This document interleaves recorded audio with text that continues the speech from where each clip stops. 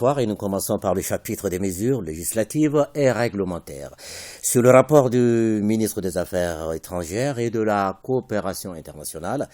le Conseil des ministres a adopté des projets de texte relatifs à la ratification de l'accord cadre de financement par vente à tempérament signé à Bamako et à Dakar le 13 septembre 2022 entre le gouvernement de la République du Mali et la Banque islamique de développement en vue du financement du programme de développement intégré des ressources animales et aquacoles au Mali, volet aviculture et aquacole. Par cet accord, la Banque islamique de développement accorde au gouvernement de la République du Mali un prêt d'un montant de 9 milliards 663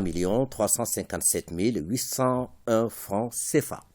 La mise en œuvre de ce programme bénéficiera directement à 120 000 producteurs de volailles et de poissons dans la zone du Sahel occidental du Mali et permettra d'améliorer la sécurité alimentaire et nutritionnelle à travers la production avicole et aquacole des petits exploitants et d'accroître l'autonomisation économique des petits producteurs, notamment les femmes et les jeunes.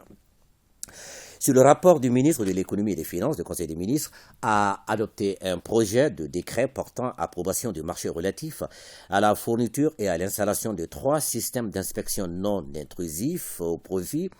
de la Direction générale des douanes sur les sites de Diboli, Sikasso et Mahinamine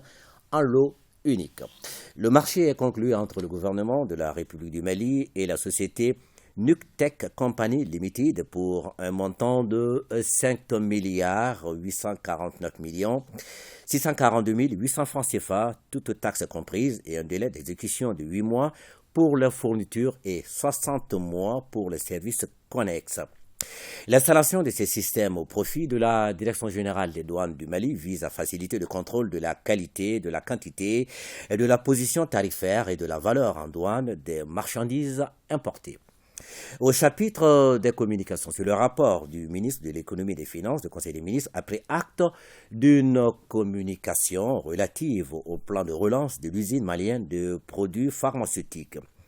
Créée par la loi numéro 89-11 ANRM du 9 février 1989, l'usine malienne de produits pharmaceutiques est une société d'État. Elle participe à la mise en œuvre de la politique de santé par l'amélioration de l'offre des médicaments essentiels et la réduction du coût des soins de santé. L'usine malienne de produits pharmaceutiques est confrontée actuellement à des difficultés liées à l'insuffisance et au vieillissement du personnel, la vétusté des chaînes de production et le niveau élevé des dettes fournisseurs fiscales et sociales. Le présent plan est élaboré pour faire face à ces difficultés et relancer les activités de production à travers la réalisation des actions prioritaires suivantes: la modification des statuts, le maintien de la continuité de la production, la modernisation des chaînes de production par la création d'une nouvelle unité. La mise en œuvre du plan de relance permettra de renforcer l'approvisionnement du marché en médicaments.